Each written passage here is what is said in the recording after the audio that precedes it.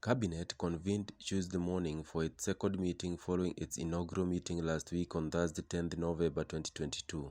The meeting, as chaired by His Excellency the President, considered various policy interventions ranging from the state of national security, the state of our public health, including the continued response to COVID-19, Ebola virus disease outbreak in the region, the economy with a focus to access to credit through the administration's transformative plan to foster financial inclusion by the establishment of the Hustlers Fund and the security of our territorial waters as well as categorization of Kenyan waters in the Indian Ocean. On the state of national security, the meeting noted that from an overall perspective, the state of national security is sound, even though part of the country had over the last week experienced a surge in crime, particularly in Nairobi as characterized by increased muggings and robberies, and in the north where perennial banditry and cattle rustling activities continue. In response to the security concern, Cabinet sanctioned upscaling of security surveillance to deter crime and sanctioned swift and decisive action to deal with all those perpetrating the crime. It was noted that the Nairobi County Security Command had been reorganized and further augmented with the deployment of additional specialized police units drawn from the General Service Unit and a Rapid Deployment Unit (RDU). Cabinet applauded our security officers who continue to make immense personal sacrifices to keep our nation and its borders safe. The meeting similarly thanked all members of the public who voluntarily give information that is critical to safeguarding our nation. The nation's apex policy organ also approved the reinstatement of the multi-agency coordination between our nation's security organs and the operators at all points of entry into the country as heightened measure to detect and prevent trafficking in narcotics and other psychotropic substances.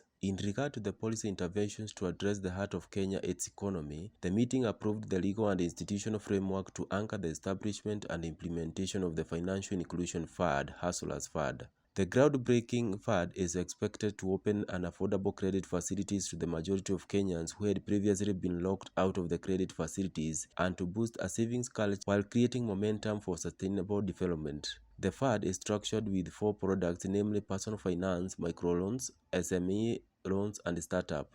Cabinet held the support received from the regulators, including the Central Bank of Kenya, financial intermediaries, and financial institutions and mobile network operators, in steering the development of the revolutionary financial product. The implementation of the administration's signature pledge is tipped to liberate the people of Kenya from the board of predatory lending. As part of the first phase of this rollout that is expected to be unveiled and launched to the nation on 30th November 2022, the loan limits will be minimum of Kenya shilling 500 and up to a maximum of 50,000 shillings, which will be determined by the borrower's credit score. As a first single-digit credit product in the country and the region, the loan interest rate will be capped at 8% per annum, computed to a prorated basis. To facilitate job creation by positioning micro and small enterprises as the driver of employment and wealth creation, Cabinet approved the proposed establishment of the Center of Entrepreneurship. The center, to be domiciled within Kenya Industrial Estates (KIE),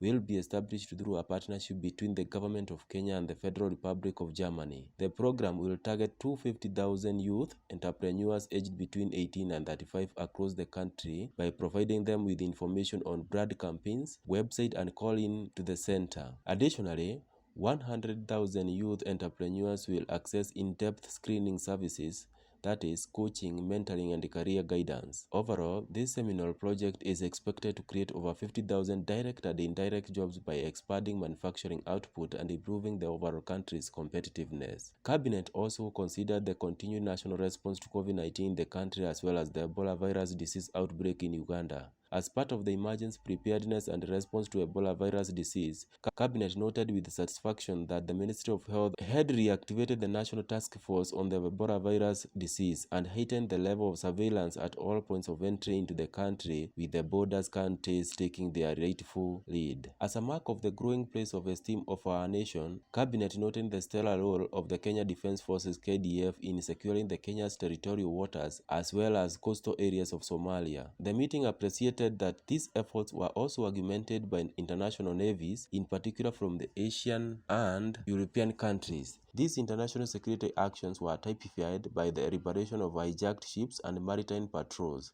which led to a marked decrease in acts of piracy since the year 2011. In view of this remarkable progress and improved state of security at sea, Kenya Maritime Security Cabinet today received with satisfaction a report by the industry group removing Kenyan waters from the high-risk categorization. With this single act and after over a decade-long wait, our posts at Kiridini and the newly inaugurated Lamu Port have attained a favorable classification that fosters our nation's business competitiveness. This development bolsters our national endeavors to position Lamu Port as a transshipment hub.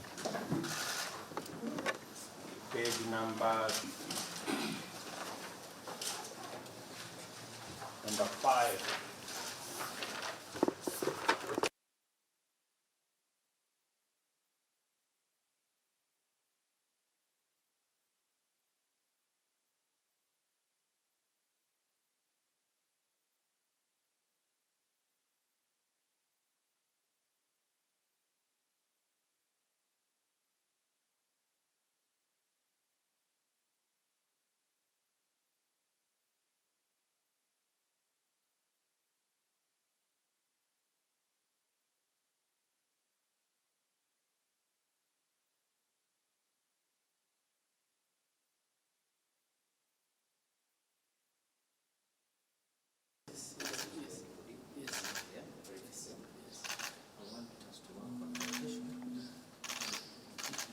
So that we can do that which is good for our country, and that is also in consonance with your will. We commit Kenya to your good hands, Heavenly Father. Thank you for the rains that we have seen in various parts of the country.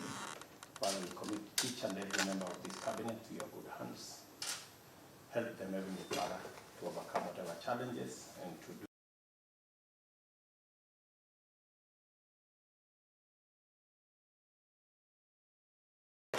cabinet in 2022.